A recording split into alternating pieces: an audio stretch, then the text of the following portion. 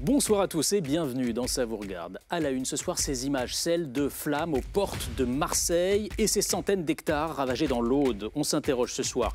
La France a-t-elle les moyens de lutter contre des incendies de plus en plus violents, de plus en plus fréquents aussi?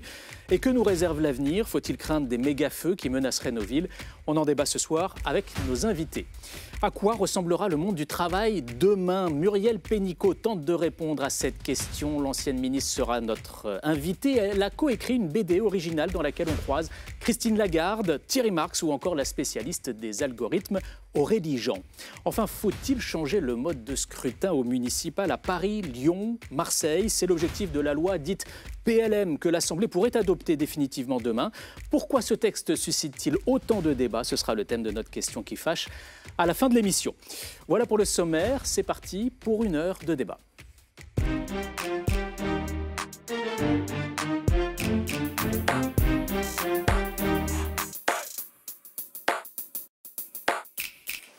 Ce ne sont plus seulement les forêts qui brûlent, les flammes sont arrivées jusqu'aux portes de Marseille. Les étés se suivent et la menace se fait donc de plus en plus pressante.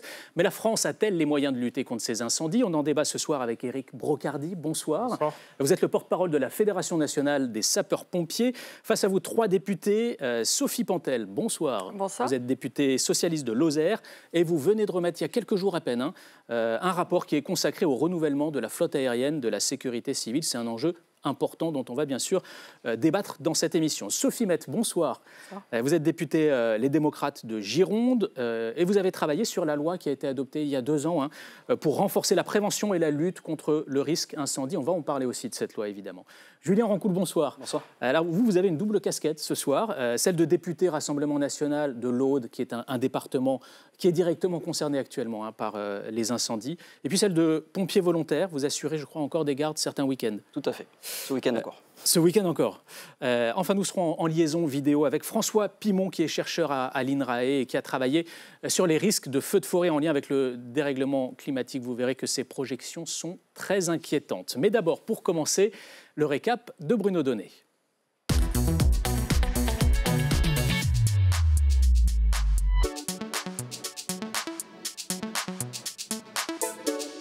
Bonsoir Bruno. Bonsoir Clément, bonsoir à tous. Dans votre récap ce soir, une question, la France a-t-elle les moyens de lutter efficacement contre les incendies? Une question très politique, Clément, à laquelle la présidente du conseil départemental de l'Aude a apporté ce midi une réponse au moins aussi catégorique que préoccupante.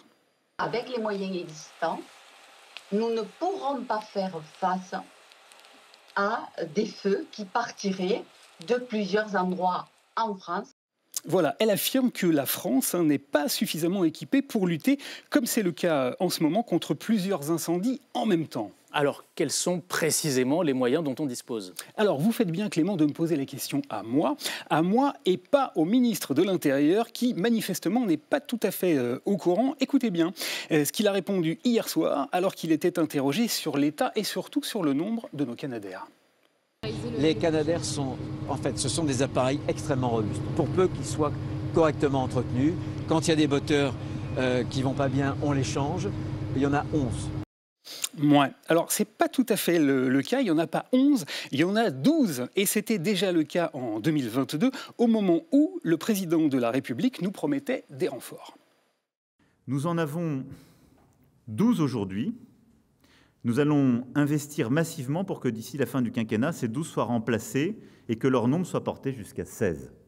Alors, à la minute à laquelle nous parlons, Clément, regardez bien, nous avons en France 12 Canadair. Ils sont capables de larguer 6 000 litres d'eau chacun, 8 avions Dash avec des réservoirs de 10 000 litres, ainsi que 10 hélicoptères bombardiers d'eau. Mais alors attention, ces hélicoptères-là sont simplement loués par des prestataires privés, car la République française n'en possède tout simplement pas. Seulement, voilà, s'agissant des Canadair, là, il y a un problème. Ces appareils datent pour la plupart des années 90 et ils sont donc souvent en panne. En 2022, par exemple, au moment où d'immenses incendies ont dévasté la Gironde, le président de la République avait déclaré ceci.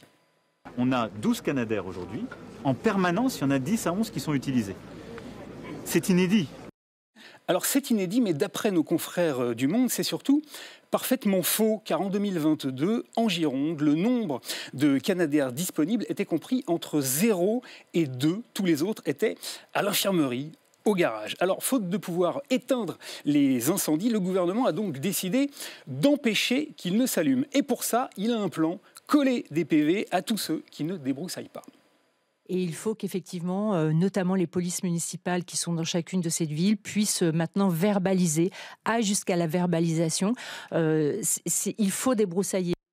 Aujourd'hui, 9 feux sur 10 sont d'origine humaine, mais l'amende encourue pour un terrain non débroussaillé n'est que de 50 € par mètre carré. Alors, je me suis livré à un petit calcul, Clément, sachant qu'un Canadair coûte environ 35 millions d'euros. Il n'y a plus qu'à mettre des amendes à 700 000 mètres carrés de broussailles pour pouvoir s'en offrir un tout neuf. Je vous fais confiance pour le calcul. Vous pouvez.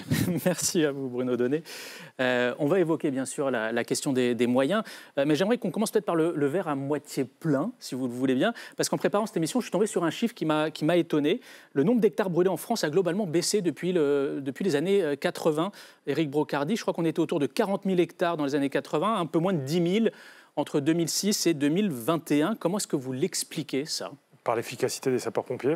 Qu'est-ce qui a changé dans la lutte contre les incendies ? La méthode, elle a bien évolué. On parle d'une génération dans les années 80-90 où effectivement on est en plein de phases de réflexion sur la manière dont on pouvait lutter contre les incendies, à savoir l'aménagement aussi des territoires qui permettait justement de créer enfin, au travers de la mission Vulcain, des pistes de défense de forêt contre les incendies pour permettre justement d'acheminer les moyens. C'est tout en fait l'esprit, on va dire, de ces vagues de concertation suite à l'ensemble des claques que les forêts nous ont données en termes d'incendie, pour comprendre qu'il fallait se le relever et permettre à un moment donné, notamment sur le pourtour méditerranéen, d'adapter une vraie attitude et comportement stratégique opérationnel qui permet de répondre aujourd'hui de manière réflexe à des situations comme on les a connues depuis 2-3 jours. C'est-à-dire qu'il y a une stratégie, un modèle français de lutte contre les incendies ? Il y a un modèle d'excellence en la matière. Il faut dire très clairement que nous avons le leadership sur la gestion opérationnelle et le commandement en matière de lutte contre les feux de forêt, parce qu'elle est reconnue à travers le monde, elle est reconnue surtout en Europe.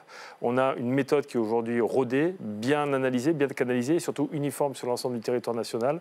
C'est pour ça que nos pompiers français, parfois, comme en 2019, partent en Australie pour aller épauler, observer et apporter des contributions dans le cadre justement de la gestion opérationnelle durant le Black Summer en 2019. Mais c'est quoi le modèle en quelques mots ? Le modèle, en fait, il repose sur une coordination entre les moyens terrestres et les moyens aériens, une coordination de gestion opérationnelle de terrain liée à tout simplement une situation tactique définie avec un code spécifique sur l'ensemble du territoire national dans le cadre de la lutte contre les incendies de forêt, qui est uniforme à l'ensemble des sapeurs-pompiers, avec un échelon, on va dire, de graduation entre les systèmes de compétences et ce qu'on a sur la poitrine, c'est-à-dire un grade.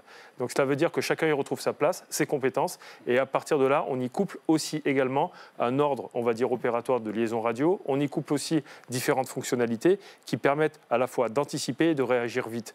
C'est toute l'aptitude aujourd'hui de pouvoir être dans la capacité de réagir en cas de situation très complexe. L'idée, c'est d'intervenir dans les 10 minutes qui suivent la détection d'un incendie, c'est ça ? C'est exactement ça, c'est-à-dire que nous avons des canevas types, des actions réflexes et en même temps, on va dire, tout un arsenal, on va dire, de stratégie opérationnelle qui a évolué avec le temps parce qu'on s'est servi des retours d'expérience des feux que nous avons subis. Sophie Pantel, on va parler de votre rapport dans un instant. Il est quand même assez sévère quand on le lit. Alors, il concerne essentiellement la question de la flotte aérienne, mais il y a quand même des raisons aussi de se réjouir de ce qu'on est capable aujourd'hui de faire en France dans la lutte contre les incendies. Oui, enfin moi, en complément de ce qu'a pu dire Éric Brocardi, je pense que la départementalisation a aussi beaucoup apporté en termes de moyens financiers. Donc là, on parle des SDIS, c'est ça, oui, les services départementaux d'incendie et de secours, avec une modernisation du matériel et puis la création de ces corps départementaux qui a permis de mettre en place des chaînes de commandement et évidemment un travail qui a été important au niveau de la formation aussi. Julien Rancoul, alors le système français il repose aussi en grande partie sur les sapeurs-pompiers volontaires, vous en faites partie. Ça veut dire que vous-même, vous pouvez être amené à intervenir aujourd'hui sur un incendie dans votre département ? Oui, tout à fait, ça a été le cas il y a une dizaine de jours. Et bon, ce week-end, malheureusement, je pense qu'on aura encore d'autres incendies sur notre territoire. Effectivement, c'est le cas. Et permettez-moi déjà de remercier l'ensemble des sapeurs-pompiers qui ont été mobilisés dans mon département et notamment sur Marseille également, sur ces... Je ne vais pas utiliser le terme de méga-feu, mais ces feux d'ampleur. On est sur plus de 2000 hectares. C'est quand même un feu exceptionnel pour notre département. Effectivement, ça repose sur la mobilisation des volontaires. Dans mon département, on a 2000 volontaires pour 200 professionnels. Et c'est cette capacité à monter en puissance que permet le volontariat qui fait qu'on a réussi à mobiliser en très peu de temps beaucoup de moyens, sans compter bien sûr les renforts extra-départementaux et nationaux qui sont venus épauler les sapeurs-pompiers au doigt. C'est quelle proportion des sapeurs-pompiers en France aujourd'hui, les sapeurs-pompiers volontaires? C'est 80%. C'est 80% des volontaires. Et vous êtes formés régulièrement, enfin, vous avez... On est apte à toutes les missions, comme les professionnels. On n'a pas le même planning, on n'a pas de planning, on a un roulement éventuellement de garde. Mais c'est le socle de notre sécurité civile, notamment dans les départements ruraux et notamment les départements comme l'Aude, les Pyrénées-Orientales, ruraux, fortement exposés à des risques feux de forêt. Sophie Maître, je le disais, vous avez travaillé sur la loi de 2023. Elle mettait beaucoup l'accent sur le renforcement de la prévention des incendies, avec tous les enjeux autour du débroussaillement. On vient de voir la porte-parole du gouvernement dire il faut verbaliser ceux qui ne font pas le travail de débroussaillement. C'est-à-dire que ce n'est pas le cas aujourd'hui? On ne verbalise pas encore? Alors, je ne dirais pas encore. Il y a un travail de pédagogie à faire qui est très important et ça a été mis en place et ça s'instaure petit à petit. C'est vrai qu'il y a des départements où les gens n'avaient pas l'habitude de le faire. Donc, il faut que les gens apprennent à intégrer cette idée de débroussaillement. Qui est une obligation. Qui est une obligation, mais aujourd'hui, il y a eu tout un travail de fait. Justement, on a au niveau pédagogique, au niveau des élus locaux, des maires et après aussi auprès de la population. Mais il faut que les gens s'acculturent ce nouveau sujet. Et c'est-à-dire que pour l'instant, il n'y a pas d'amende qui est distribuée Alors, je ne suis pas derrière chaque... Si quelqu'un le sait ou pas En termes de débroussaillement, c'est 5 000 € d'amende si on n'a pas débroussaillé et c'est 50 € le mètre carré. Mais est-ce qu'elles sont données, ces amendes? Le sujet, c'est qu'aujourd'hui, il y a un sujet de contrôle, effectivement, et très clairement de suivi dans cette obligation de débroussaillement. Aujourd'hui, il y a 48 départements qui ont un arrêté qui impose les obligations. Ça ne concerne donc pas tout non, ça le concerne territoire. pas tout le territoire, mais la mise en œuvre pose un certain nombre de soucis, puisque en fait, on peut être tenu de débroussailler sur du terrain dont on n'est pas en fait propriétaire, avec des coûts importants. Alors, pour prolonger sur l'aménagement du territoire, on a aussi la question de l'agriculture. Moi, je vois dans mon département viticole, où on arrache de plus en plus de vignes, qui sont d'excellents pare-feux, on l'a vu. Malheureusement, quand on arrache des vignes, on a des méga-feux comme ça de plusieurs milliers d'hectares. Donc, il faut aussi, je pense, revoir cet aménagement du territoire et maintenir notre agriculture sur nos départements. Alors, avant de faire le point sur les moyens dont disposent les sapeurs-pompiers en France, on va faire le point sur la menace avec François Pimon, qui est en liaison vidéo avec nous. Bonsoir et merci d'être avec nous. Vous êtes ingénieur à l'unité de recherche écologie des forêts méditerranéennes au sein de l'INRAE et vous êtes penché sur le risque de feux de forêt en France en lien avec le réchauffement climatique. Et le moins qu'on puisse dire, c'est que vos projections sont inquiétantes. Elles sont inquiétantes même à court terme. Dès 2030, ce risque va progresser. Alors oui, ce qu'on essaye de quantifier par nos travaux, c'est l'évolution attendue sous l'effet du changement climatique des activités de feu en nombre et en taille. Et ce qu'on projette dans le futur, c'est qu'en 2030, ces activités de feu auront déjà significativement augmenté, mais c'est vraiment que le début, parce qu'à partir de 2050 et même 2100, on pourrait atteindre un triplement du nombre et des tailles de feu observées. Alors, on a repris les chiffres de votre étude. Je crois que c'est plus 13 à 22% en 2030 et plus 34 à 67% en 2050.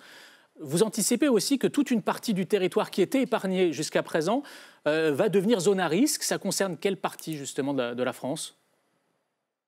Alors en fait, les zones historiquement concernées, c'est évidemment le sud-ouest et puis le sud-ouest autour du Massif landais et aussi une région dans le centre Val-de-Loire, Pays de Loire, qui est aussi pas mal concernée actuellement. Et en fait, l'essentiel de l'expansion se produit aux marges de ces territoires.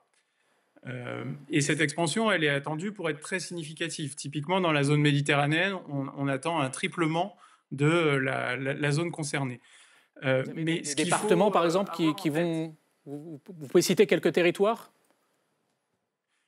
C'est essentiellement les territoires que j'ai cités, qui sont le Tarn, enfin tous les départements qui sont en périphérie du sud-est de la France, et les départements de la Gironde, les Landes.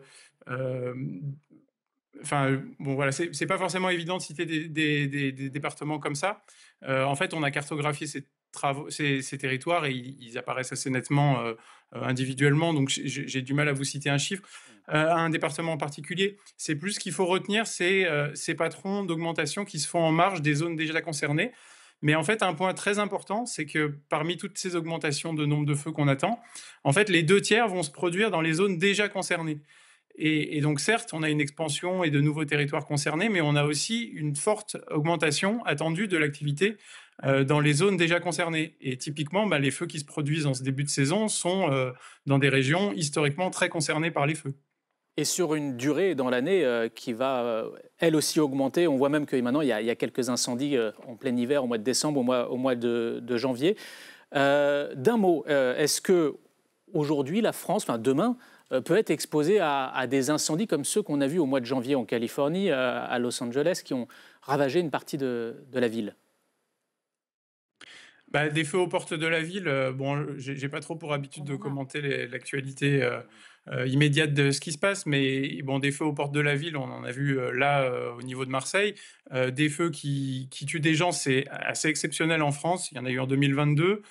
Mais par contre, plus proche de nous, en Europe, au Portugal, en Grèce, c'est des choses qui sont très courantes. Nous, ce qu'on anticipe, c'est une augmentation du nombre. Et donc, le risque, c'est que la politique de prévention et de lutte qui était écrite précédemment, là, qui a été très efficace pour contenir les feux et limiter les impacts sur les biens et les personnes, se fasse déborder avec beaucoup de feux concomitants, des départs de feu plus rapides qui induisent un débordement plus fréquent des services de lutte. Merci beaucoup François Pimon d'avoir été en direct avec nous. Face à ce risque d'incendie qui va fortement augmenter, évidemment, se pose la question des moyens, et notamment des moyens aériens. Je me tourne vers vous, Sophie Pantel, parce que c'est au cœur du rapport que vous venez de remettre, que vous avez coécrit avec le député Damien Maudet.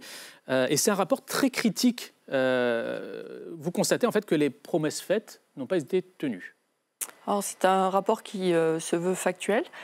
Donc, on a d'abord dressé un état des lieux et surtout, on a voulu proposer de clarifier la stratégie de la France. Donc, sur l'état des lieux, on a 8 Dash, ça a été dit tout à l'heure. Il y en a quand même 6 qui ont été renouvelés depuis 2017. Et on a 36 hélicoptères. Même 37, puisqu'on a un des nouveaux qui est arrivé avec un marché public a été passé, qui est commun avec la gendarmerie, donc 40 pour la sécurité civile et 6 pour la gendarmerie. Là où on a pris du retard, c'est pour les Canadair, puisque 2022, l'annonce du président de la République, et aujourd'hui, on a seulement 2 appareils qui ont été commandés. Et alors, est-ce que ça veut dire qu'on n'a pas les moyens aujourd'hui de faire face à la menace? On manque de moyens? En fait, on avait une flotte qui était dimensionnée pour le pourtour de la Méditerranée et pour des feux qui avaient peut-être une intensité moindre. En 2022, on a quasiment 90 départements qui ont été concernés par des incendies. Alors, pas forcément de même nature partout. Et donc, on voit bien qu'on peut avoir une rupture capacitaire si on a des feux qui se déclarent simultanément sur plusieurs territoires. Donc aujourd'hui, la Direction générale de la sécurité civile fait avec évidemment le matériel qui est disponible. Il y a beaucoup de locations. Nous, on a indiqué qu'il ne fallait pas que dans le temps, cette location puisse devenir structurelle, qu'il valait mieux investir dans une flotte et qui soit souveraine, j'y reviendrai. Et on a aussi ce qu'on appelle le refitage qui peut être envisagé pour passer le cap. C'est-à-dire utiliser d'autres appareils en rajoutant des kits de largage. Par exemple. J'ai découvert qu'on pouvait adapter les A400M, par exemple. Voilà, typiquement, il y a eu des essais qui sont probants, très récents, et qui vont permettre de le faire. Il y a la TR-72 aussi. Voilà. Donc nous, ce qu'on dit clairement, c'est que finalement, le retard qui a été pris sur les Canadair, il faut en faire une force, il faut se projeter vers l'avenir. Et se dire, déterminer combien il faut encore en commander à De Havilland, donc qui est en situation de monopole au Canada, gérer avec l'allocation, mais surtout soutenir les entreprises, les start-up françaises ou européennes. Et on a quelques beaux projets qui sont repérés, tout ça en complémentarité évidemment avec la flotte de l'Union européenne. Éric Brocardi, vous confirmez la situation actuelle de la France? Elle nous met dans une situation complexe? En fait, on est dans une situation complexe à plusieurs étages. Et tout à l'heure, vous avez évoqué le fait de voir le verre à moitié plein. Moi, je préfère voir le verre en entier et évoquer le fait du contenu et du contenant. Le contenant, c'est vrai que les appareils aujourd'hui ont la nécessité d'être renouvelés parce qu'aujourd'hui, cela répondait à un modèle des années 80-90 sur le pourtour méditerranéen. Le barrissant du feu de forêt, ça a été expliqué à l'instant, est remonté. Forcément, il va falloir adapter plus de moyens par rapport à ces futures luttes et en même temps faire preuve de solidarité avec notre collègue européen. Le sujet en plus, c'est le contenu, c'est-à-dire les appareils, ce ne sont pas des appareils téléguidés, ce sont des hommes et des femmes qui au quotidien, aussi bien dans les moyens terrestres que dans les moyens aériens, arment ce type d'engins et de véhicules. Et il faut bien comprendre qu'on parle beaucoup trop effectivement des Canadair tout seul, mais il faut penser aussi aux actions terrestres au sol. Et les deux sont extrêmement mariés, c'est-à-dire que l'un ne va pas sans l'autre. Et cela veut dire qu'aujourd'hui, en termes de reconnaissance et de considération du personnel armé, on peut parler effectivement de problèmes au niveau des appareils, mais parlons aussi des problèmes humains, où ces facteurs de considération et de valorisation du volontariat, comme vous l'évoquiez tout à l'heure, va devenir un enjeu. Je prends tout simplement la bonification retraite des sapeurs-pompiers qu'on attend depuis 10 ans, qui doit aujourd'hui qui est aujourd'hui voté à l'Assemblée nationale, qui est aujourd'hui en attente tout simplement d'un décret qui n'a tarde à venir. Si nous, on tardait à intervenir sur les interventions, forcément, la France n'aurait pas ce visage-là. Alors, le message est passé, vous êtes entouré de députés. Je pense que... Ah non, mais nous c'est voté au niveau de l'Assemblée nationale. Vous pouvez faire pression peut-être sur les ministres pour que les décrets soient pris. On n'a pas manqué de poser des questions. Voilà, aujourd'hui, on attend un décret, c'est du réglementaire. C'est pour ça qu'on parlait de décret. Je me tourne vers vous parce que vous êtes sur ce plateau la seule représentante de la majorité. Qu'est-ce qui s'est passé entre les promesses faites par Emmanuel Macron en 2022 et la situation actuelle? Pourquoi les engagements pris n'ont pas été tenus sur le renouvellement des Canadair? Alors, le président Macron, effectivement, avait annoncé des commandes au moment de 2022, au moment de la crise en Gironde. Donc, effectivement, c'était sans compter que l'entreprise Canadair aussi n'était pas au mieux de sa forme à cette époque-là. Donc, il faut qu'ils relancent aussi, eux aussi, leur ligne de construction des appareils. Et ils avaient besoin d'une commande plus grosse que celle que voulait passer la France, c'est ça? Tout à fait. Donc là, effectivement, il y a du retard. Mais ce qui, je pense, est aussi très intéressant, c'est que d'un certain côté, ça a permis à des entreprises françaises et européennes de se lancer sur des recherches pour pouvoir utiliser d'autres types d'avions. Et ne pas attendre. Ces solutions, elles existent aujourd'hui, elles sont opérationnelles, on peut se tourner vers elles? Alors, elles ne sont peut-être pas opérationnelles aujourd'hui, mais elles sont en cours, certainement des expérimentations. En fait, c'est vraiment aujourd'hui l'objectif de la souveraineté nationale, comme vous l'évoquiez tout à l'heure, du sujet de la construction de nouveaux appareils amphibies sur le sol français et sur le sol européen. À ce jour, c'est vrai qu'il y a maintenant beaucoup de concurrence entre pays atteints des incendies. On parle d'un Canadair qui est produit au Canada, sur lequel sont soumis les feux de forêt. Avec ce qui s'est passé en Los Angeles et au regard du contexte géopolitique et de concurrence, forcément, il va y avoir un sujet de priorisation vers ces pays-là des premières constructions qui vont sortir de l'usine Canadair par rapport à nous. La région Sud a fait un effort considérable en accueillant maintenant sur son territoire une nouvelle base de construction aéronautique de type avion amphibie tel qu'on les attend, l'INAERO, qui va permettre justement en 2032 de pouvoir peut-être enfin sortir ces fameux premiers avions. Mais toujours est-il que 2032 c'est encore un petit peu loin et que la flotte aujourd'hui va continuer malheureusement à vieillir. Julien Rancoul, on parle beaucoup des moyens aériens. Vous êtes confronté aux moyens terrestres des sapeurs-pompiers. Est-ce que là-dessus, ça va? Ou est-ce que là aussi, il faut faire des efforts? Écoutez, moi je déplore qu'en 2022, on a eu des effets d'annonce après les terribles incendies de Gironde. Effectivement, c'était le sujet d'actualité, donc il y a eu des annonces peut-être faites par précipitation, notamment sur les Canadair qui n'ont pas été respectés. Il y avait eu un pacte capacitaire pour financer les SDIS, justement, pour envoyer des véhicules financés par l'État. Aujourd'hui, ce pacte capacitaire est en perte de vitesse. Et puis, il y a le sujet du financement des SDIS, qui est un véritable sujet. On rappelle, ils sont financés essentiellement par les départements et les communes, et un petit peu par l'État, mais à hauteur de quoi, 10% à peu près? C'est sur l'investissement, l'État.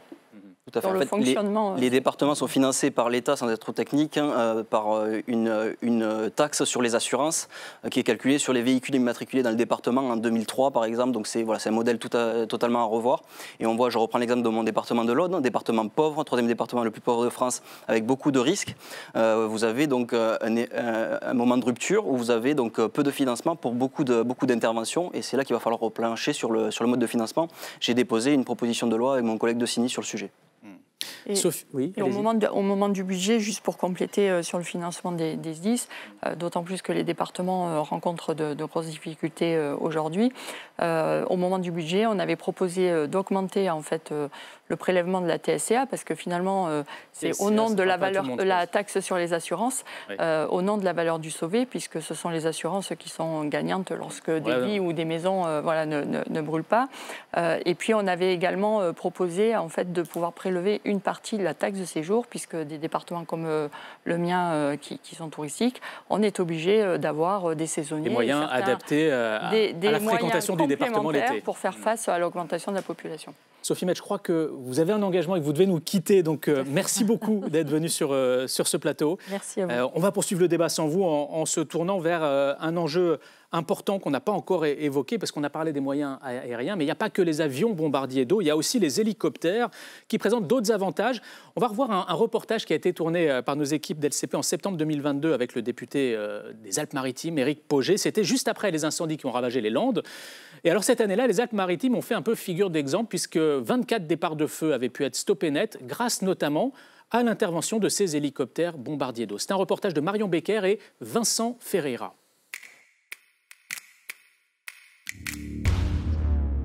Tout l'été, en plus des Canadair de l'État, les pompiers des Alpes-Maritimes ont investi dans 3 hélicoptères. Ils sont les seuls à bénéficier d'une telle flotte. Les 3 appareils ont permis de maîtriser rapidement les 24 départs de feu de l'été. On peut larguer près de 1500 litres d'eau avec un kit. Vous voyez le kit qui est dessous? Donc on a une trace de largage qui est aussi beaucoup plus efficace. Une fois qu'ils ont fait un premier largage sur le feu, ils vont rechercher de l'eau sur le premier plan d'eau. Et si les plans d'eau ne sont pas suffisants, on équipe le terrain de citernes. Et ils larguent de l'eau toutes les 10 minutes, bien plus rapidement qu'un Canadair. On évite les fameux feux de grande ampleur et les fameux méga-feux dont tout le monde parle. Si on a un maximum de chances de les éviter. Tous les feux qu'on éteint avant, on n'en fera pas des méga-feux. Donc il faut se donner un maximum de chances. D'autant plus que dans cette première, c'est là où on est efficace. Le feu, il n'a pas pris beaucoup de puissance, beaucoup d'ampleur. On est très efficace. On est très efficace. Et là, l'hélico, ça reste l'outil majeur d'intervention? Oui, l'hélico, ça reste l'outil majeur. Parce que c'est celui qui va intervenir le plus rapidement. C'est le premier verre d'eau, c'est lui qui va l'apporter. L'hélicoptère, c'est 10 minutes. Le progrès majeur qui a été fait au niveau des services d'incendie dans les 30 dernières années, c'est l'arrivée des hélicoptères bombardiers. Je vous le dis sincèrement, pour moi, c'est les hélicoptères bombardiers d'eau qui nous ont fait faire un grand bond sur l'efficacité de la lutte. S'il y a un jour des moyens à mettre, il faut surtout les mettre là. Aujourd'hui, je m'aperçois que c'est ce modèle qu'il faut qu'on modélise ailleurs en France, dans d'autres départements et dans d'autres SDIS. Un modèle qui a un coût, 2,3 millions d'euros pour la location chaque été de ces hélicoptères. Sophie Pantel, ça fait partie des préconisations de votre rapport. Vous aussi, vous partagez ce constat, ce diagnostic?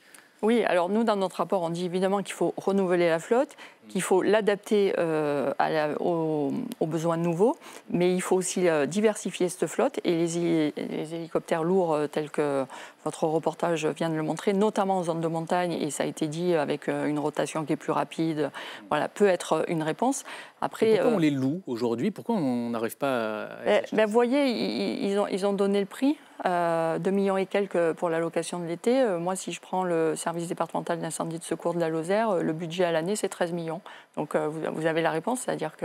Parce que c'est à la charge donc, des services départementaux? Oui, là, ceux-là, ils sont... C'est pas le ministère de l'Intérieur, là. Donc, c'est pour ça que nous disons qu'il faut que la flotte nationale soit aussi diversifiée. Éric Brocardi, vous partagez un peu le diagnostic sur l'importance de ces hélicoptères, l'importance stratégique? Je peux que le partager puisque je suis originaire des Alpes-Maritimes, donc forcément le sujet me concerne totalement. Et c'est vrai que dès lors que j'ai pu intervenir sur les interventions à la Lance, le sujet c'était on avait déjà sur zone les hélicoptères qui tapent de manière très chirurgicale et qui en plus nous apportent un œil supplémentaire puisqu'ils sont dans les airs beaucoup plus malléables que les avions puisqu'ils peuvent faire du stationnaire et donc forcément nous apporter des éléments supplémentaires en termes de reconnaissance. Mais il faut bien comprendre aussi, c'est que ce qu'on a vu sur tout simplement le feu de Marseille, c'est qu'il y avait aussi des hélicoptères et en même temps des avions bombardiers d'eau. Ils ont des missions extrêmement différentes. Vous savez, un Canadair vient directement taper en masse sur un feu, vient de suite calmer le feu, ça s'est encore vu hier sur les images, et derrière on a un appui des hélicoptères sur des zones qui sont parfaitement identifiées, qui ont besoin à un moment donné de frapper chirurgicalement, tout simplement. On rappelle, c'est 1500 litres pour l'hélicoptère, 6000 pour le bombardier d'eau. Canadair. Et en fait, ça vient taper chirurgicalement sur des défenses de points sensibles, par exemple, ou tout simplement, comme on l'évoquait tout à l'heure, de venir continuer à appuyer les actions de noyage lorsque le feu est à proximité de sa phase d'extinction. Alors, les hélicoptères aident à intervenir plus vite, mais pour intervenir au plus tôt, il faut avant tout détecter rapidement les départs de feu. Alors là, je me tourne vers vous, Julien Rancoul, parce qu'en tant que sapeur-pompier volontaire, vous avez, je crois, été formé au drone. Vous êtes droniste, c'est ça ? Tout à fait, c'est ça. Expliquez-nous un peu ce qu'on vous a appris et comment sont utilisés les drones aujourd'hui par les sapeurs-pompiers. Donc les drones aujourd'hui sont utilisés, alors pas forcément sur la phase de prévention, parce que l'autonomie est limitée, c'est des vols de 25 minutes environ. Vous avez par contre sur Bordeaux, vous avez des caméras pivotantes qui peuvent détecter des fumées par exemple. Nous les drones on les utilise quand le feu est déjà déclaré. Donc c'est pas forcément dans la prévention en amont. C'est pas forcément dans la prévention, c'est plus dans l'analyse, déjà pour avoir un visu de haut du chantier. De l'incendie pour vraiment envoyer les moyens là où c'est nécessaire. Et puis après, ça peut être sur la phase de surveillance ou éventuellement pour détecter les points chauds. Donc on a souvent... On voit des reprises possibles. Le gros avantage du drone à caméra thermique, c'est qu'on peut détecter des points chauds qui peuvent redémarrer. Et donc on rationalise notre utilisation en eau en envoyant les moyens sur ces points précis pour être plus efficace. Alors, vous avez employé le terme de caméra thermique. Il y a plein de nouvelles technologies qui sont utilisées par les sapeurs-pompiers, drones, caméra thermique, intelligence artificielle, mais est-ce que là, on a pris le train au bon moment ou est-ce que là aussi, on est un peu en retard ? Non, je pense qu'on prend le train de ce côté-là un petit peu au bon moment aussi, parce qu'il y a toujours un test d'expérimentation sur le terrain. C'est quand même le terrain qui commande et qui doit savoir et comprendre comment adapter ces nouvelles technologies au fur et à mesure qu'elles évoluent et comment se les réapproprier. On a même essayé les exosquelettes pour permettre aujourd'hui de faciliter le travail des sapeurs-pompiers qui, parfois, sont obligés de poser des lignes longue distance sur des terrains qui sont extrêmement escarpés et difficiles pour limiter la blessure des sapeurs-pompiers et d'aller beaucoup plus loin dans la dépose d'une ligne, tout simplement, d'alimentation en eau. Donc, vous voyez qu'en fait, les sapeurs-pompiers sont ouverts à toutes les possibilités en ce qui concerne les nouvelles technologies. Il y a un arbitrage qui doit être fait pour que cette technologie, une fois qu'elle intègre nos véhicules, puisse être pleinement, on va dire, utilisée sans avoir une contrainte opérationnelle derrière. C'est toujours le terrain. Qu'est-ce que vous voulez dire par contrainte opérationnelle ? C'est-à-dire qu'à un moment donné, on ne peut pas utiliser tout le temps l'informatique ou tout simplement l'intelligence artificielle au détriment de celui qui tient la lance. C'est celui qui tient la lance, c'est celui qui commande les opérations et c'est un support, le moyen technologique qui vient contribuer à la lutte et faciliter, on va dire, le travail des sapeurs-pompiers, mais de jamais mettre la technologie devant. Typiquement, la caméra thermique, c'est un exemple parfait qui montre l'appui que cela peut apporter dans le cadre des reconnaissances aériennes, notamment la nuit. Et les tours de guet également, en Gironde, elles sont équipées désormais de caméras thermiques. Les tours de guet, vous avez toujours les tours de guet, notamment au massif de la Sainte-Victoire, qui permet aujourd'hui d'avoir un horizon à 360. Il y a toujours des hommes et des femmes qui surveillent depuis ces tours de guet en complément des caméras.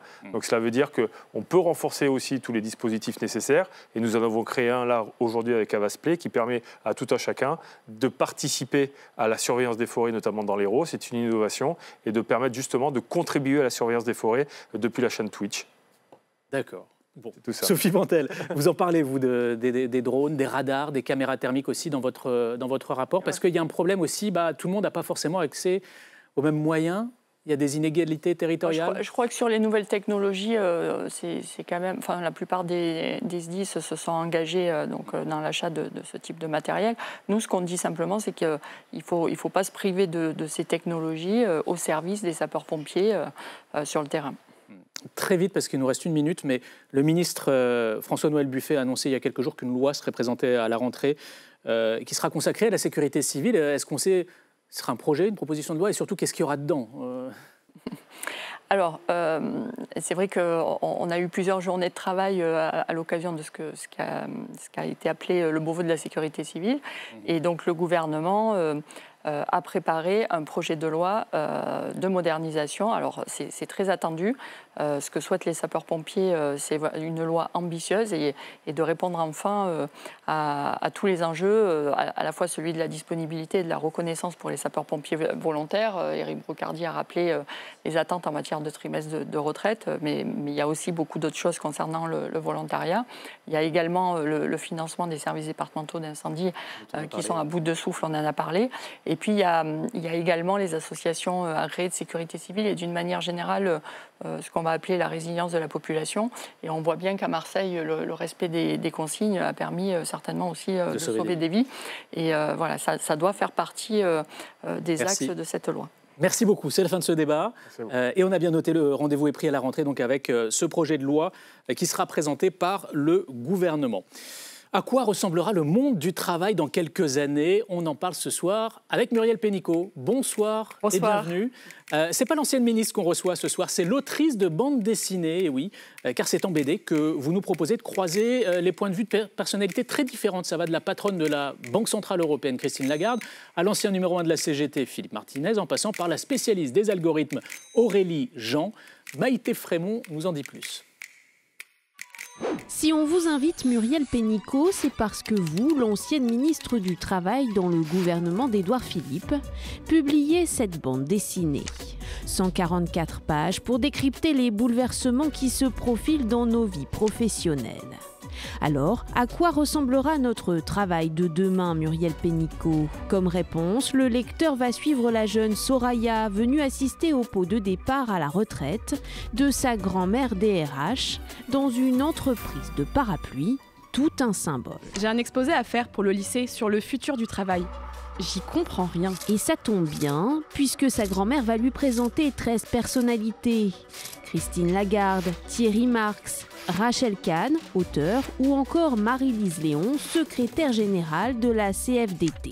Certains métiers vont peut-être disparaître, mais beaucoup vont se transformer et d'autres apparaître. Selon une étude de 2018 du World Economic Forum, 65% des enfants d'aujourd'hui exerceront un métier qui n'existe pas encore. 13 regards sur l'avenir, l'intelligence artificielle, la notion du travail chez les jeunes, la place des syndicats, l'importance de l'engagement, l'écologie dans les bâtiments ou encore l'égalité femmes-hommes en entreprise. Alors tu peux écrire que le futur du travail passe par moins de machisme dans la société. Un docu-fiction rythmé avec une plongée tantôt dans l'histoire du travail en France, tantôt ailleurs. Une pincée d'humour, mais surtout beaucoup de pédagogie. Alors, ce soir, Muriel Pénicaud, à vous la parole. Bonsoir Muriel Pénicaud. Bonsoir. Vous êtes donc co-auteur ou co-autrice d'une bande dessinée. Pourquoi le choix de la bande dessinée et puis à qui est-ce que ça s'adresse? En fait, je voulais ouvrir un débat public sur le futur du travail. Parce qu'à l'heure de l'intelligence artificielle, de la transition écologique, des changements de génération, de la quête de sens, je trouvais qu'on manquait dans notre pays et dans beaucoup d'autres pays de ce débat-là. Et je me suis dit qu'un des meilleurs médias pour lancer ce débat, c'était la bande dessinée. J'adore la bande dessinée, parce qu'on peut toucher les chefs d'entreprise et les lycéens, les étudiants et les indépendants et les salariés.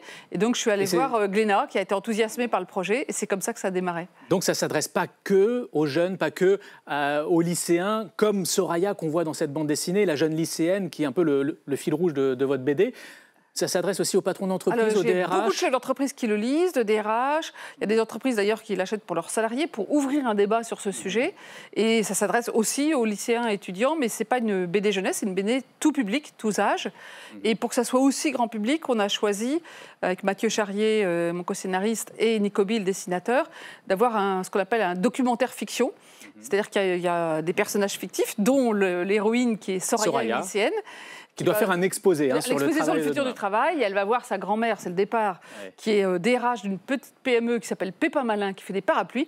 Il se trouve qu'elle est copine avec Christine Lagarde, que Philippe Martinez sort d'une affiche, qu'Aurélie Jean traverse la rue et que Thierry Marx donne les petits fours. Enfin, elle va rencontrer tout ce monde-là. On la voit ici. Voilà, c'est Aurélie Jean. Là, c'est Aurélie Jean. C'est Aurélie Jean. Voilà. Salut Aurélie. Alors, on va en parler d'Aurélie Jean, parce que le principal bouleversement dans les années qui viennent, ça va être lié à l'intelligence artificielle. Et donc, vous êtes tourné vers Aurélie Jean, qui est un peu la référence en France sur tout ce qui concerne les algorithmes. On la voit expliquer à un comptable que l'IA ne va pas le remplacer, que l'IA va lui permettre de se consacrer à d'autres tâches que les fiches de paye, que les notes de frais ou que les bilans comptables. Alors là, je vais reprendre un terme que vous employez parfois. Est-ce que ce n'est pas un peu du bullshit, tout ça? Alors, ce n'est pas du bullshit. L'intelligence artificielle va se transformer beaucoup de tâches. Pour certains métiers, ça va amener 20%, 30% d'efficacité en plus. On a beaucoup d'exemples où on voit que les tâches... Il y a quand même des métiers qui sont clairement menacés. Il y a des métiers qui sont clairement menacés, mais qui peuvent se transformer. Il y a l'exemple des comptables qui, demain, vont peut-être plus mesurer l'empreinte CO2 ou travailler beaucoup plus sur le partage de la valeur. Mais les radiologues, par exemple, aujourd'hui, ils disent 80% de ce qu'on fait, l'IA le fera mieux parce qu'elle va déceler la tumeur avant qu'on la voie. Par contre, nous sommes aussi des médecins. On n'a pas de temps avec les patients aujourd'hui qui partent la boule au ventre parce on leur a dit il y a quelque chose, il faut voir votre médecin, ils ne savent pas quoi. On peut aussi faire des biopsies. L'accompagnement humain pourrait être privilégié. Il y a des métiers que ça va augmenter, améliorer. Il y a des métiers que ça va complètement bouleverser, complètement changer, mais il est encore temps. Et c'est partout dans les entreprises et dans la société qu'il faut inventer ces métiers de demain, aussi bien pour l'intelligence artificielle que la transition écologique. Alors Aurélie Jean, dans votre BD, cite cette étude de 2018 qui estime que 65% des enfants d'aujourd'hui auront demain des métiers qui n'existent pas. Et paradoxalement, vous expliquez, vous, qu'il y a 50 à 80% des métiers qui vont manquer. Oui, parce qu'en fait, si vous avez des enfants... On est un peu perdu quand on a ces deux infos. Des enfants ou des petits-enfants, 2/3 des jobs qu'ils vont faire n'existent pas encore.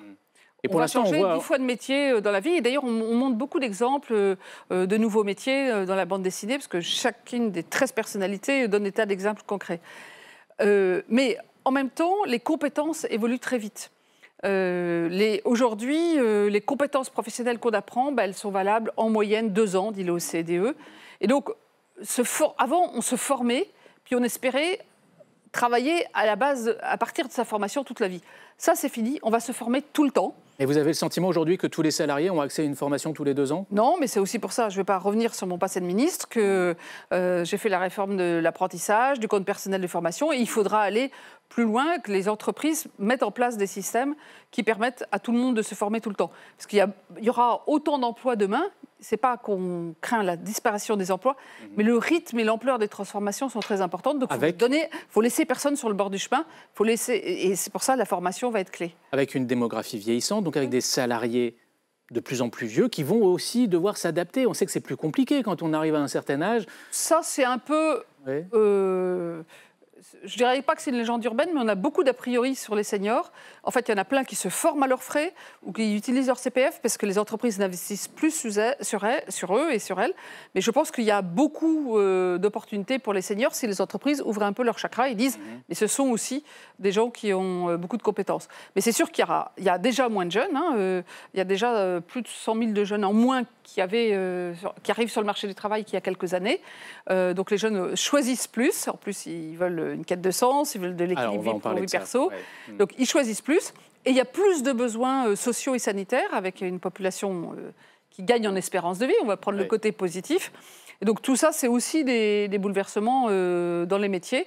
Mais je pense qu'il faut surtout miser sur tout le monde et tous les âges, parce que toutes les générations ont des choses à s'apporter. Il y a plusieurs fils rouges dans votre bande dessinée. L'un de ces fils rouges, c'est l'évolution du rapport au travail. C'est évoqué par plusieurs des personnages qui ne sont pas des fictifs, qui sont réels. C'est leurs vrais mots, leurs vraies interviews. Que vous avez vraiment rencontrés. C'est évoqué notamment par Christine Lagarde, c'est évoqué par Thierry Marx. Les attentes des jeunes aujourd'hui n'ont plus rien à voir par rapport à celles des autres générations par rapport au travail. Plus rien à voir, c'est un peu excessif, mais il y a vraiment une rupture, notamment depuis le Covid, pas que chez les jeunes, principalement chez les jeunes. Là, on voit Christine Lagarde. Oui, elle est magnifique. Qui en parle dans la BD. Voilà, qui en parle dans la BD.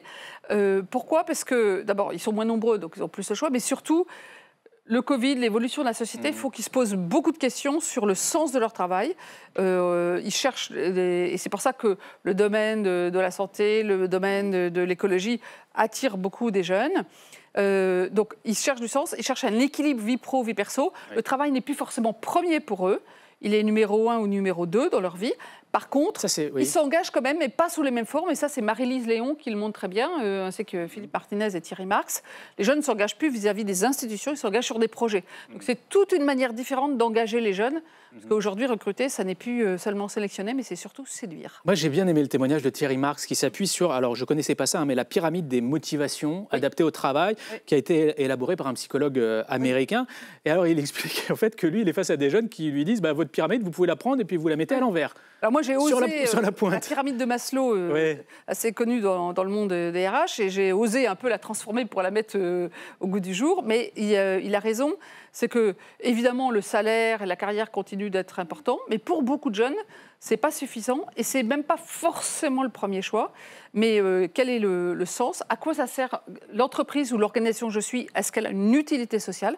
Est-ce que mon boulot c'est un bullshit ou je peux être fier de ce que je fais? Comment on travaille, avec qui on travaille, est-ce que l'égalité homme-femme, est-ce que l'inclusion est retenue? Tout ça, on a une jeunesse qui est assez consciente de ces sujets-là. Tout le temps passé à l'apprentissage dans des métiers de la restauration ou de la boulangerie. Ou de... les jeunes lui expliquent à Thierry Marx, ça moi je peux l'apprendre sur YouTube. Il y a des tutos, pas de feuilleté, j'apprends comme ça. Non mais voilà, je caricature un peu. Mais... Une partie peut être faite d'ailleurs dans les formations d'alternance aujourd'hui, dans l'apprentissage. Il peut y avoir des parties qu'on fait comme ça. Il y a besoin par contre d'un mentoring, d'un coaching et il y a des gestes qu'on apprend que sur le terrain. Mais c'est vrai que beaucoup de gens disent, chefs d'entreprise ont l'impression que les jeunes ne s'engagent pas.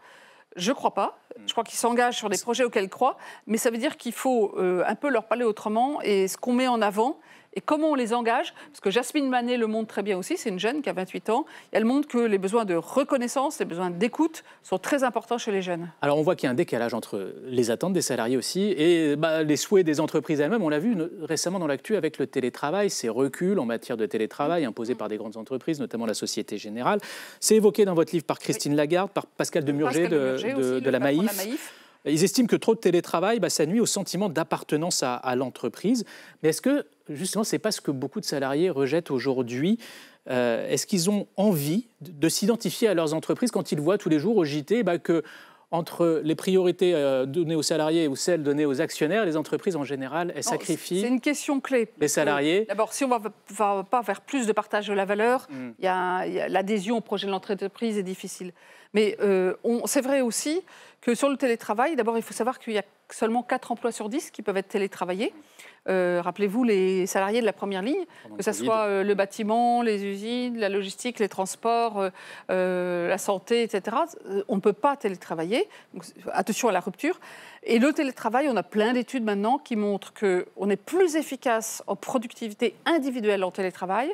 Par contre, pour résoudre des problèmes, inventer des choses nouvelles, innover, et avoir le sentiment d'appartenance, c'est le collectif qui l'emporte. Donc en fait, il faut faire un mix des deux. Je pense que les entreprises qui veulent aller de nouveau à tout le présentiel, alors qu'elles peuvent faire autrement, c'est parce qu'elles ont l'impression qu'on ne contrôle pas les salariés s'ils sont à distance. Moi qui ai été est-ce que c'est pas le vieux, mais est-ce que c'est pas le vieux monde ça? Non mais c'est pas vrai qu'on contrôlait quand les gens étaient au boulot. Voilà, avait peut-être l'impression de contrôler. C'est l'impression. Donc ça, je pense qu'il faut que les chefs d'entreprise qui pensent comme ça évoluent. Par contre, ils ont raison de dire qu'on a besoin du collectif pour innover et pour avoir le sentiment d'appartenance. Donc il faut bien doser les deux éléments pour faire le meilleur des deux mondes. Très vite, parce qu'il nous reste peu de temps. Il y a un autre sujet en fil rouge, c'est l'égalité femmes-hommes au travail. Et là, vous croisez Isabelle Rome, l'ancienne ministre, elle aussi. Et elle vous dit, ça, c'est un combat de tous les jours. Il faut gagner le combat dans la société si on veut le gagner dans l'entreprise. Elle a un point de vue très intéressant, Isabelle Rome, d'ailleurs, que rejoint Marie-Lise Léon, Philippe Martinez et Thierry Marx. C'est que, en fait, il n'y a pas la vie privée et la vie publique. Dans l'entreprise, évidemment, il y a le sujet de l'égalité homme-femme, des salaires, des carrières, l'index que j'ai lancé avec les partenaires sociaux. D'ailleurs, il y a un clin d'œil qui vous est fait dans la BD. Mais ce qu'elle dit, c'est que les violences faites aux femmes, qui sont un fléau de société monstrueux, jouent aussi là-dessus. Parce que quand vous avez la boule au ventre, parce que vous avez peur pour votre vie ou celle de vos enfants, vous n'êtes pas dans les situations de casser le plafond de verre aussi. Donc société et entreprise, ce n'est pas deux mondes séparés, c'est ensemble qu'il faut résoudre ces problèmes. Votre livre se projette dans le futur, et alors à la fin, le message que vous délivrez, il est presque intemporel, j'ai envie de dire. Il est délivré par Moussa Camara, qui préside une association qui s'appelle Les Déterminés, et puis par Confucius, c'est le même message. Alors je résume avec la citation de Confucius, c'est « Choisir un métier que tu aimes choisis un métier que tu aimes et tu ne travailleras pas un seul jour de ta vie ». Tous ceux qui peuvent avoir la chance de choisir un métier passion n'ont pas l'impression que le travail est une peine. Donc, ce n'est pas une fatalité. Donc, on en revient au basique, finalement. On revient au bon sens de ce qu'on ressent chacun. Et donc, Moussa Camara montre très bien, avec les déterminés, comment des jeunes ruraux ou de banlieue qui avaient aucune chance, aucun espoir, deviennent entrepreneurs ou deviennent entrepreneurs dans leur vie. Et là, avec passion, comme Thierry Barx le montre pour Cuisine Mode d'Emploi. Donc, son conseil à lui, c'est réfléchis à ce qui te passionne dans la vie et ça, c'est pour le moteur. prendre du plaisir dans ce que tu vas faire au quotidien dans ton métier. Et comme la vie est quelquefois bien faite, non seulement c'est un moteur d'engagement et de motivation, mais en fait, on est meilleur dans ce qu'on aime.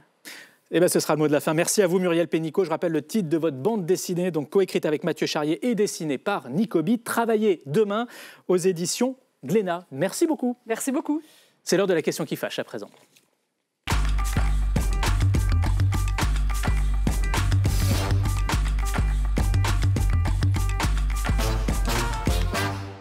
Et pour cette question qui fâche, on accueille ce soir 2 députés, Jean Lossuc et Sandrine Runel. Bonsoir à tous les deux. Jean Lossuc, vous êtes député de la droite républicaine élu à Paris. EPR, pardon. Je dis ça parce que je sais que vous êtes proche de Rachida Dati. Excusez-moi. L'un n'empêche pas l'autre. Voilà. On voit que le rapprochement se fait à travers vous. Et Sandrine Ruel, députée socialiste, élue à Lyon. Alors je précise vos terres d'élection parce que elles sont directement concernées par le sujet dont on va débattre ce soir. C'est donc la réforme du mode de scrutin au municipal à Paris, Lyon et Marseille. La fameuse loi dite PLM. Alors de quoi parlons-nous exactement? Thibaut Enoch nous explique ce qui est en jeu. Dans la question qui fâche aujourd'hui, 3 lettres pour 3 villes. PLM pour Paris, Lyon et Marseille.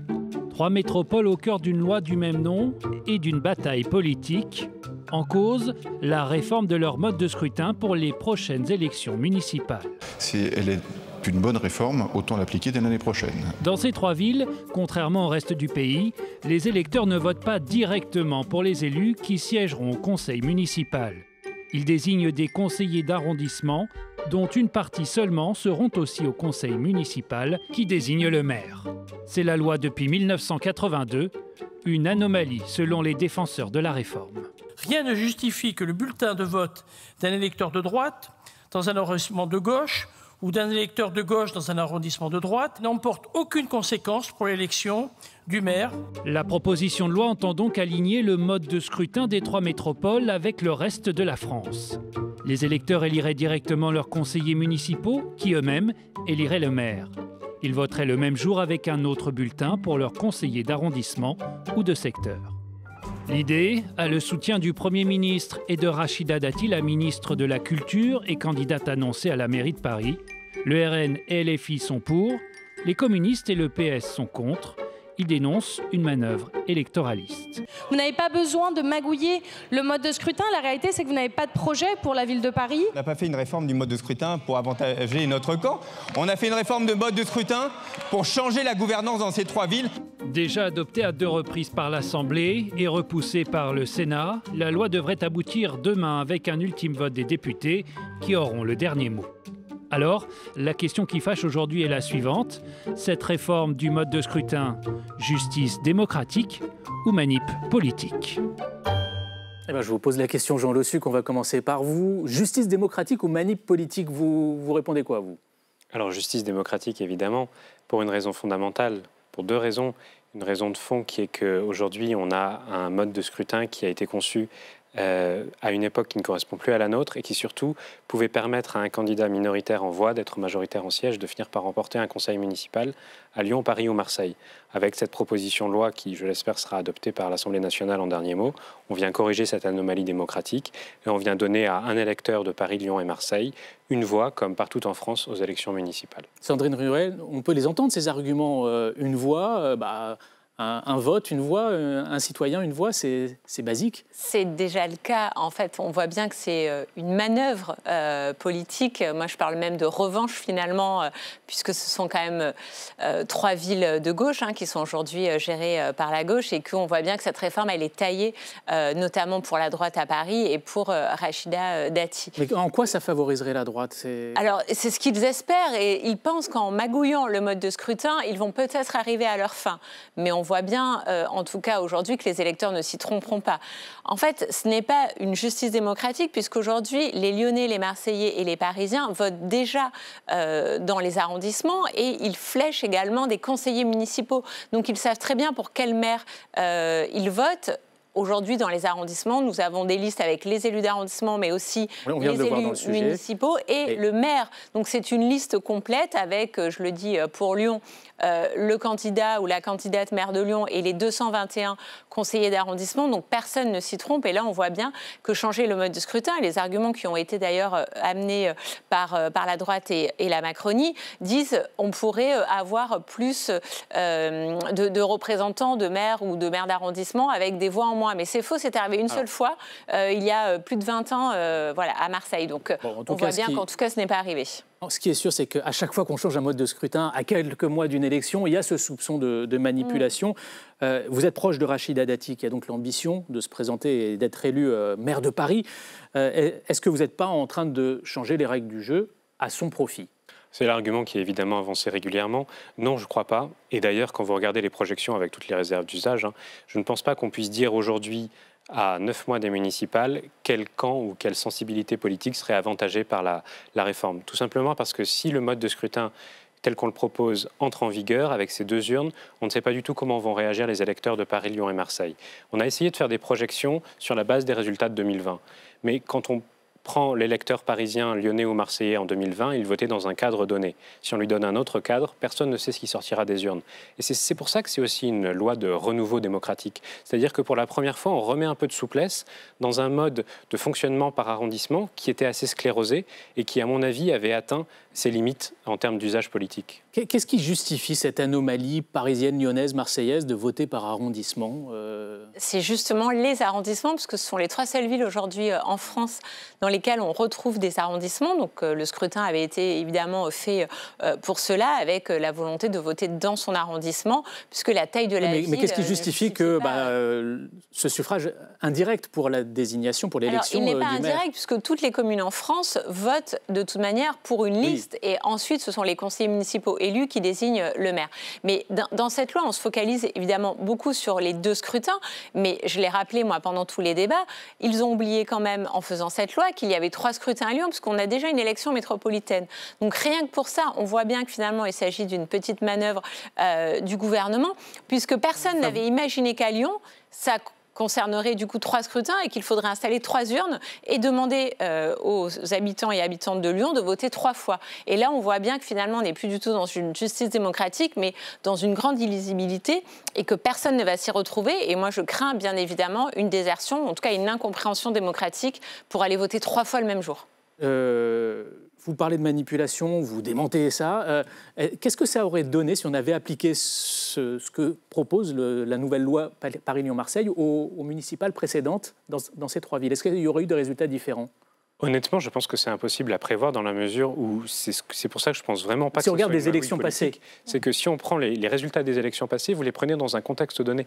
C'est-à-dire les électeurs ne sont pas stupides. Vous leur donnez un cadre pour voter, ils votent en fonction de ce cadre. S'ils savent qu'il y a un arrondissement qui fait écran entre leur voix et le nombre de conseillers au conseil municipal de Lyon, Marseille et au conseil de Paris, ils ne voteront pas du tout de la même manière que si on leur dit qu'il y a une urne pour le conseil municipal et une pour le conseil d'arrondissement. Et Sandrine Runel parlait de Lyon tout à l'heure, moi je vais me permettre un bref aparté sur Paris. Je pense aussi qu'avec cette proposition loi, pour Paris en tout cas, on va au bout de la réforme démocratique qui est attendue par les Parisiens, de pouvoir enfin élire leurs conseillers municipaux et leurs maires dans les mêmes conditions que tous les Français. Moi, je ne crois pas que ça va changer quoi que ce soit sur le résultat. Et si on regarde les résultats de 2020, je pense qu'évidemment, ça n'aurait pas changé. Par contre, ce qu'on dénonce, très objectivement, c'est l'impréparation de ce texte. Ce changement et cet acharnement, moi je parle même d'acharnement, puisqu'on voit bien quand même qu'on est actuellement en session extraordinaire, qu'il y a énormément d'attentes sur des textes qui sont assez fondamentaux, et puis par ailleurs avec une instabilité politique. Et qu'est-ce que nous met aujourd'hui le gouvernement à l'étude ? le texte sur PLM. Je ne crois pas que ce soit quand même votre camarade la socialiste des maire Français, de Marseille, Benoît Payan, je crois qu'il est favorable à cette réforme. Alors lui, il est favorable à cette réforme du mode de scrutin parce que le calcul entre les arrondissements à Paris et à Lyon et les secteurs de Marseille qui ne sont pas tout à fait les mêmes et dont le découpage n'est pas identique, évidemment peut avoir un autre intérêt et permettra une meilleure répartition, ce qui n'a pas été le cas en 2020. On voit bien dans les échanges que nous avons pu avoir que finalement on a une loi qui s'appelle Paris-Lyon-Marseille, que Paris a des spécificités, Lyon avec la métropole en a et Marseille évidemment avec les secteurs en a.